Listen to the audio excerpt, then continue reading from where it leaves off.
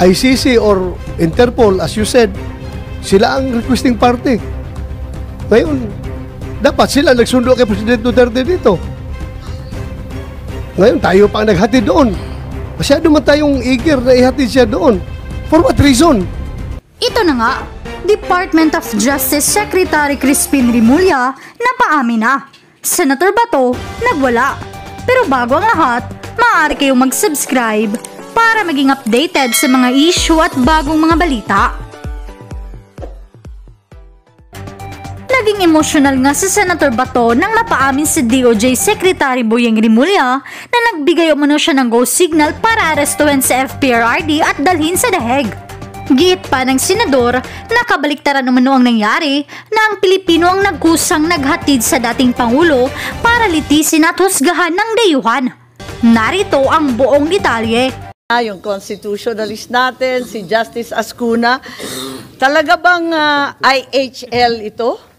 Talagang international humanitarian law, pati jurisdiction, procedure, administrative law, sakop na lahat ng IHL. Parang ang hirap naman tanggapin. Madam Chair, while This was in the previous hearing, to be fair po, not today. yes, the question is whether or not the Philippine IHL law is relevant since IHL is the law on armed conflict and there's no war. Okay. That is true, but then among the crimes covered by IHL is crimes against humanity. And crimes against humanity may be committed during peacetime as well as wartime. Consequently, the Philippine IHL, although generally addressing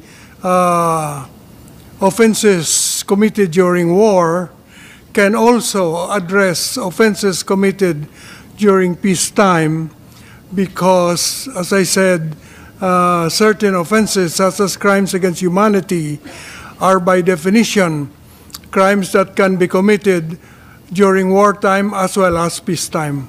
Yes, that is to do with the nature of the crime po, Justice. Perhaps, Attorney Medina, you can bolt in. You were present in the first hearing. Pati ba naman jurisdiction, procedure, lahat yan, sakop ng IHL?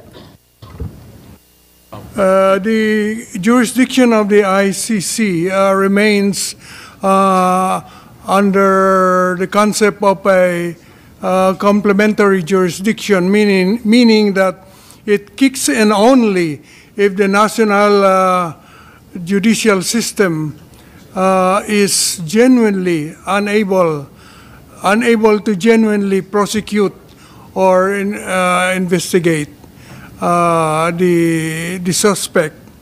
So, is that the case po in the Philippines? Are we genuinely unable to prosecute? in the case of former President Rodrigo Duterte, the ICC apparently has reached the conclusion that the Philippines is unable to genuinely prosecute him because no case was filed against him after so many years, even after he stepped down from the presidency. That is the finding of the ICC. So they issued a warrant of arrest on the footing that they have their complementary jurisdiction has set in, because the Philippines, as far as the former president is concerned, is unable to genuinely prosecute him.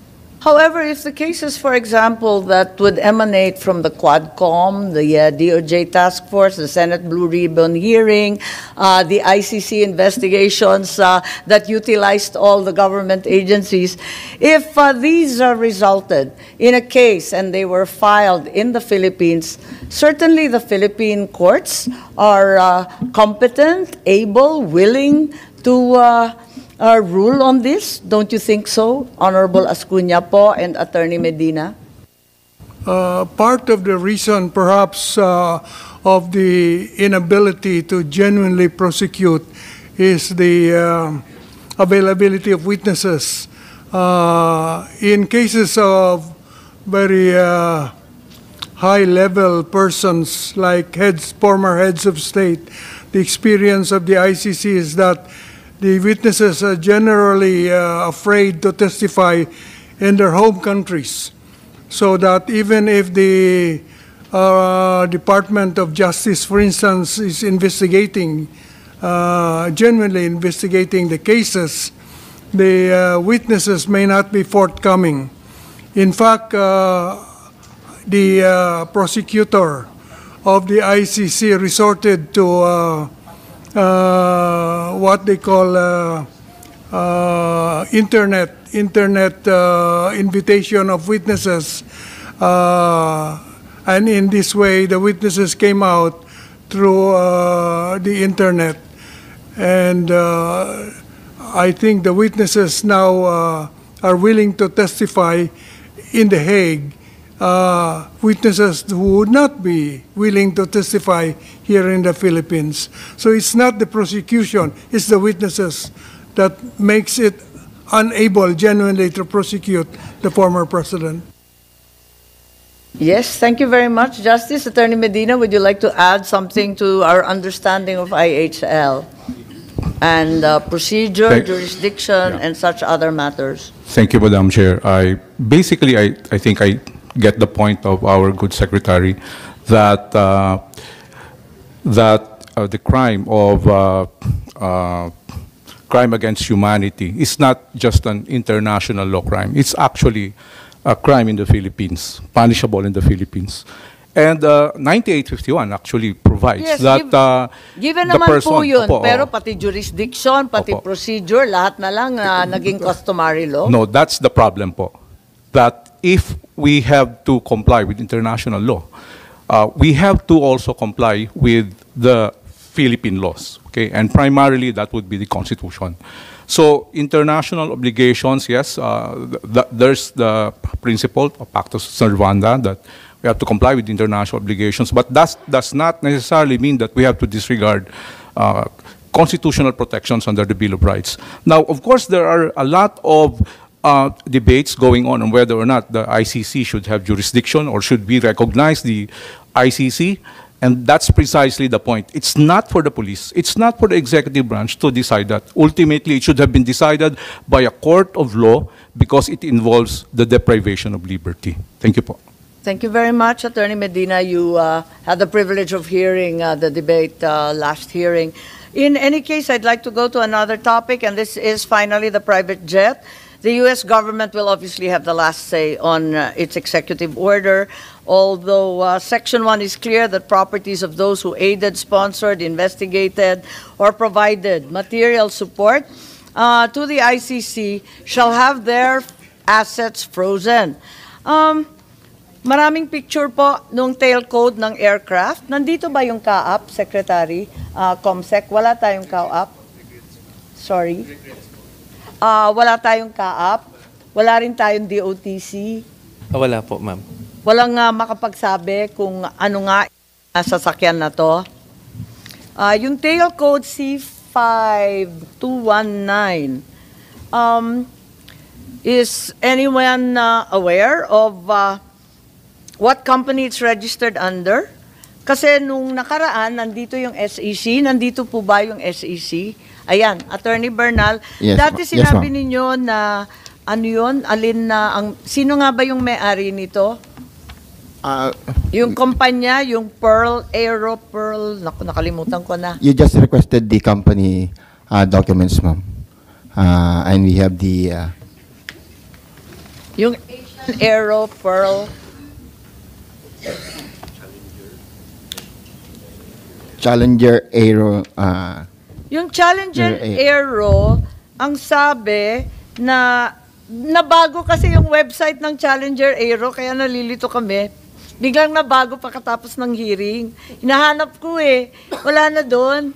Sabi, the company arranged for the flight. We were able to get a screenshot of the article. So, palabas lang yung screenshot ng Challenger. Ayun, no?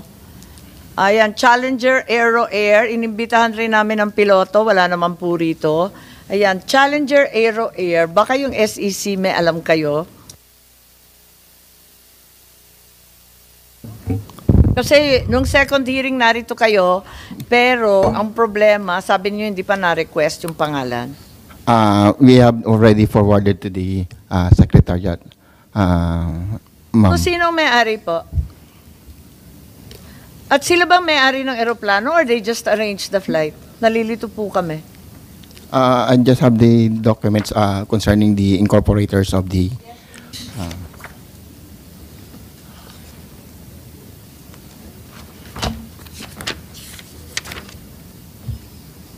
Per articles of incorporation, ma'am, Siya ba may-ari? we don't have the facts about the airplane or the assets of the corporation, ma'am. Ano yung Asian Pearl Aero? Yung unang hiningi. Yun daw yung registered owner?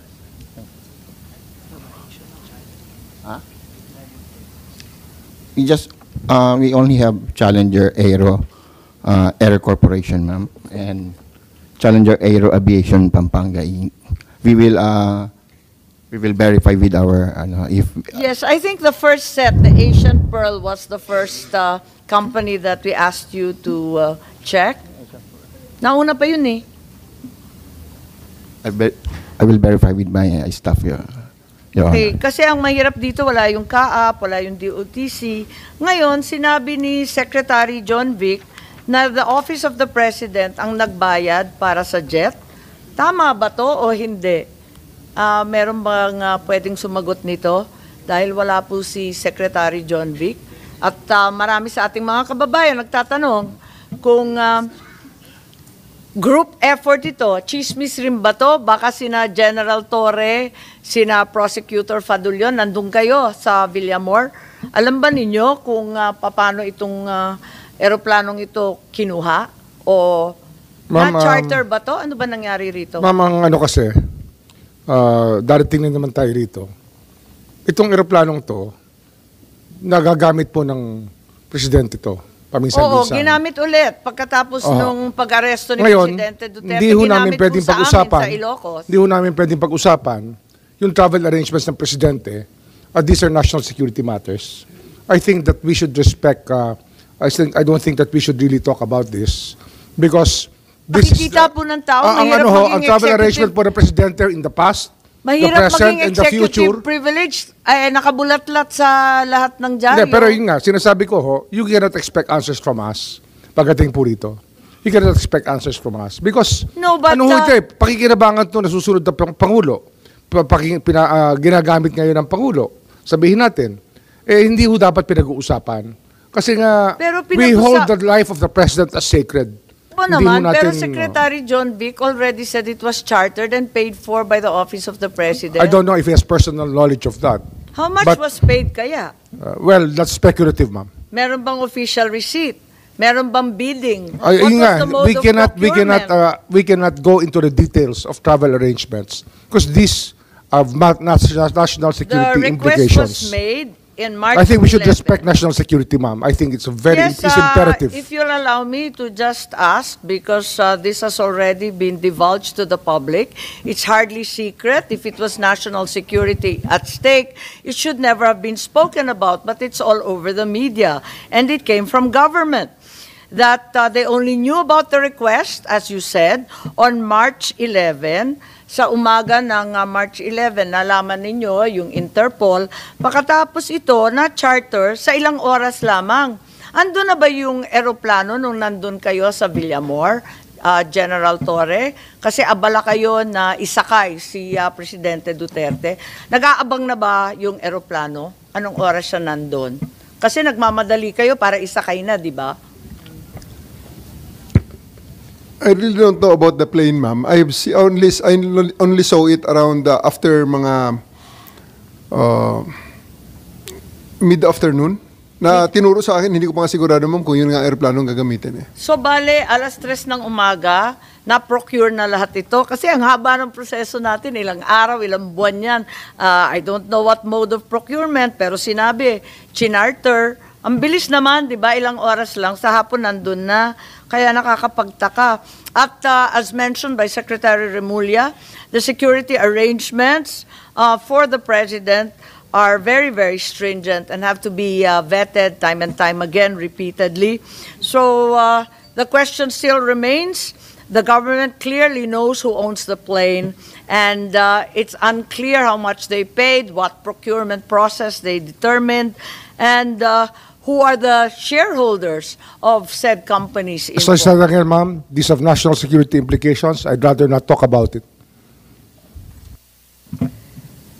Yes, national security involves information that hasn't come out in the public, pero ito talagang binulat. But it's still national security, ma'am.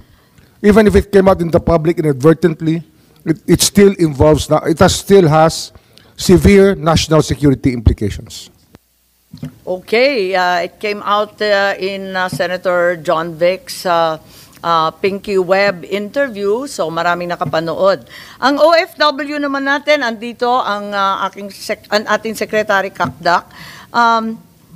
In the last hearing as well as today's hearing, we're all terribly worried about the OFWs, and the OFWs overseas are terribly worried about themselves. If the administration can arrest a former president without a warrant issued by a Filipino court, paano na lang daw sila? If they're suspected of having committed a crime overseas, can anyone from DMW, wala naman yung OWA, ipaliwanag lang ninyo ang proseso kung isang OFW natin pinagdudahan o pinagsuspetsahan na sila ang nadali sa ang gumawa ng isang krimen, paano ba tiniturn over sa foreign jurisdiction yon? Itiniturn over ba ng embassy o ng DMW yung suspected Pilipino or sa DFA? Tiniturn over ba sa gobyerno? Paano ba yun? Madam Chair, meron po tayong set protocols and safeguards in the event na an OFW faces arrest in the host country. Ang konteksto po nito, yung OFW ay nasa host country.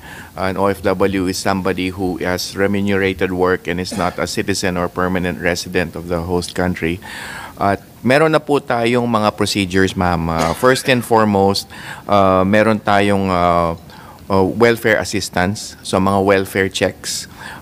Kung yung tinatanong ko worker lang, paano tiniturn over kung naakusahan ng krimen, suspected, tapos tiniturn over sa foreign jurisdiction? Paano nangyayari yun? Ma'am, yung mechanisms po ng host country will come into play. The host Depende sa bansa. Yusek De Vega seems to be raising his hand Sige po. po. Quickly, Madam, because they're in a foreign country, they're under the jurisdiction of the host authorities. So if they commit a crime abroad, it will be the host authorities who will arrest them or prosecute them. And as Secretary Kakdak was saying, then we have our rules to give them due assistance, whether it's a lawyer, of course, jail visits. And so it's very regular. It's been So done tutulungan for many pa rin years. natin at bibigyan ng abogado. Opo. So kasi natatakot sila dahil hindi nga pinapasok si VP Sara. Natatakot ngayon yung mga OFW natin paano sila kukuha ng abogado, hindi pala pinapayagan miski dating Pangulo. Well, Madam, just to give it a good example, there were people rallying for President Duterte in Nakulong. Qatar, and we got them out. That's right. So, So what safeguards are there to ensure that our OFWs, their rights to due process, which weren't recognized apparently, and their liberty or of abode are respected overseas? Kasi sumailalim na nga sila sa ibang bansa, sa batas ng ibang bansa. Maipagtatanggol ba natin sila? Natatakot na sila The safeguards were passed by no other than the distinguished members of the Congress, Madam, since 1995 with the Overseas Migrant Workers Act, and then now complemented by RA 11641, which created the DMW. The DMW has its action fund for OFWs, and we have our own assistance to national funds for foreign-based Filipinos who are not OFWs. Ilan pa ba ang nakakulong sa ibang bansa? Ma'am, by our count, and our lawyers are handling these cases, around 1,198 by our count, and these are active cases handled by our lawyers. Yes, at pinipilit ko nga ako personally na yung service of sentence gawin reciprocal na dito na lang sa Pilipinas, pero hindi pa nagagawa yan. So, alam natin na kapag Pilipino na parusahan sa abroad o kahit papano naipit sa gera nung panahon ng yung truck driver sa Iraq-Iran, naalala ko, talagang pinagpilitan natin na mag-ipon ng blood money, pagkatapos nakipagkalas pa tayo sa Alliance of the Willing para lang makuha yung isang truck driver. So talaga lahat ng effort, kahit na-convict na, kahit kriminal na nga ang tukoy, pinipilit pa rin natin iuwi. Kaya ngayon, natatakot sila, yung dating Pangulo na matanda at may sakit, bakit tinangay sa ibang bansa? Takot na sila. Anong masasabi natin? Ma'am, what we have po are mechanisms in which to defend our OFWs, more particularly with the DMW, once they are faced with cases overseas in the host countries. Nandun po ang legal retainers natin, ang lawyers natin on hand. Kung sila ay inaresto, pupuntahan sa police station, as what happened in the case of the Qatar 17. Based on the directive of the President, magkaroon ng jail visits. So nangyari po ng jail visits doon and welfare assistance and of course yung immediate release na na-secure sa kanila. Okay, so yung 1,198, maiuwi ba natin sila? Ma'am, meron pong kanya-kanyang process as mentioned by Yusek Ed in the host countries. Meron ho, as far as I know, Soj is here, meron pong service of sentence agreements usually. As far as I know, the most recent one agreed was the UAE. We were there with the Soj who signed it. Konti pa lang, nasa 27 pa lang yata, napakadaming bansa. Would not have first-hand information as to how many, but definitely meron tayo mga bansa na I just meron ng sponsored mga the last agreements. one with Canada po. Opo. There are some countries who voluntarily send sentenced persons home. The most recent one is Kuwait. But yes, generally it requires an agreement, ma'am. Secretary Manalo, please, mauuwi ba natin sila? We will try as much as we can, pero depende rin sa nature of their crime. But for sure, they will be given adequate legal help. Tsaka kung pwede, we will try our best to bring them home. Sometimes we have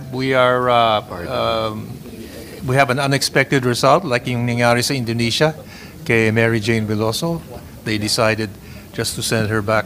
So it's really case by case, pero just ang policy natin is whenever we can, we'll do our best to try and bring them home or at least lessen their sentence. Depende sa nature of the crime or the... So nasa policy ba ninyo na iuwi rin natin si former President Duterte? Well, it's Hindi, sa general rule, inuuwi natin lahat ng Pilipino, di ba? Talagang kung ano-anong ginagawa natin, nakikisuyo, naninikluhod, nag-aambag-ambag para makapag-ipon ng pera, lahat na ginawa natin para maiuwi. Ito, tinangay sa labas. Iuwi ba natin? Well, for sure, definitely we will provide whatever assistance we can kung i-request the President. And of course, here it's slightly different kasi this is ICC. It's an international organization. But certainly ang pagkalam ko, yung Davao City Council nagpasa ng resolusyon na iuwi.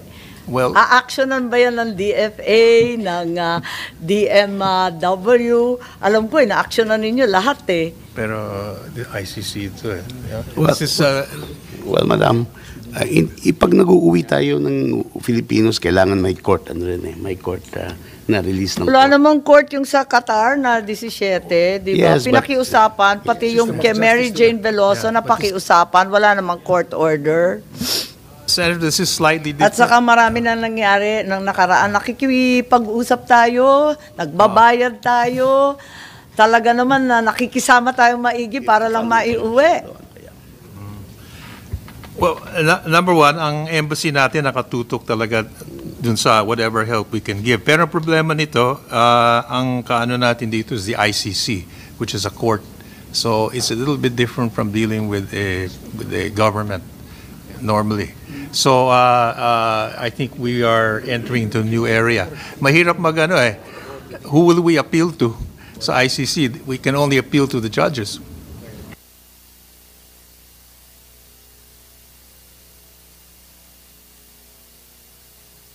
other problem we also have is hindi na tayo member ng ICC. So technically, we do not deal with the ICC directly. And they will not recognize our government also. Ang hirap nga dyan, sir, is that you are not dealing with the ICC directly, but you are dealing with the Interpol with the same subject, yung warrant pa rin na galing sa ICC. So, Bakit hindi ganon? ba pwedeng- Yung hindi- warrant kikilalanin, Hindi ba pero pwede- yung pagligtas hindi. Hindi ba pwedeng pabagsabihan ang Interpol na sorry, hindi na namin na-recognize yung jurisdiction ng ICC. So hindi namin yan pwede ma-effect yung warrant ng ICC dito sa aming jurisdiction. We have to stand as a nation. Yung ibang bansa, ganun ang ginagawa eh. Ibang bansa, ganun ang ginagawa. Hindi kami membro dyan. Isnab namin yung warrant ng ICC. Pero ginagamit natin na very lame excuse yung ating commitment sa Interpol. Na napakadali lang naman i-explain sa Interpol yan na hindi namin kayang gawin yan. Kasi hindi namin na-recognize yung ICC dito sa aming bansa. Tayo pa nga mismo naghatid doon sa ICC. Kabaligtaran nga eh. In other pag tayo, if we are the requesting party, tayo ang sumusundo ng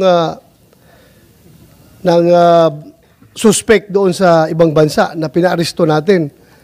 Pero in this case, ICC or Interpol, as you said, sila ang requesting party. Ngayon, dapat sila nagsundo kay President Duterte dito. Ngayon, tayo pa ang naghatid doon. Masyado man tayong eager na ihatid siya doon. For what reason? Anong reason? Bakit ganun? Tayo pa naghatid. Hindi ba tayo makahintay na pupunta dito ang Interpol? Kukunin siya dito o yung ICC? Tayo pa naghatid doon. Masyadong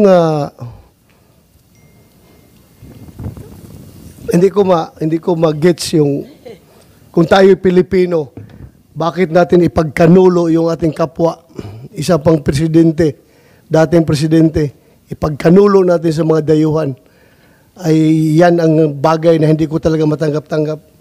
Ako magpapakamatay ako kahit na kriminal yan, na basta Pilipino, kung agawin dito sa ating bansa, kababayan ko yan, kailangan protektahan ko yan. Mapagpakamatay ako. Pero tayo, instead na protektahan yung ating kababayan, hinatid pa natin doon silver platter. Napakasakit po isipin na Madam Chair, para tayong hindi mga Pilipino nito. Ang hirap. Yung mga tao tuloy, kung kasi alam nyo, impact nito, no, kung baliwala lang itong issue na ito, you can just imagine thousands of Filipinos all over the world ay nagpapalabas ng kanilang saloobin, sama ng loob, bakit hinuli si Pangulong Duterte. Okay lang kung hulihin. Dito natin dalhin sa ating bansa, dito natin itry. Pero dinala pa doon, hinatid natin doon.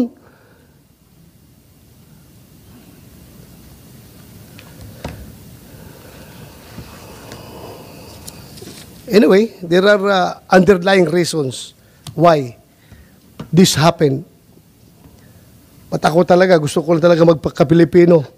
Tell me kung sino diyang Pilipino na gustong kunin ng banyaga at ako mismo magpakabatay para dipisahan ko yung Pilipino niya na hindi galawin ng banyaga.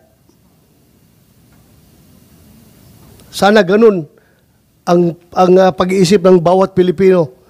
We have to protect our own. We have to protect our race. Hindi yung ating ipagkanulo doon sa mga banyaga. Thank you, Madam Chair. Maraming salamat. Yan din ang damdamin nating lahat. At nagpapasalamat ako kay Senator Bato sa lahat ng dumayo dito sa ating hearing. Thank you very much for attending. Kahit hindi kayo sumipot nung nakaraang hearing, narito naman kayo ngayon. Siyempre, nagkukulang pa. Kulang-kulang pa rin ang dumayo. At inaasahan ko na magtutulungan tayo para matuklasan ang katotohanan at hindi na maulit ang paglalabag sa ating saligang batas at sa ating mga iba't ibang batas, pati na rin ang ating mga tratado. Maraming salamat, and with that, this hearing is hereby suspended.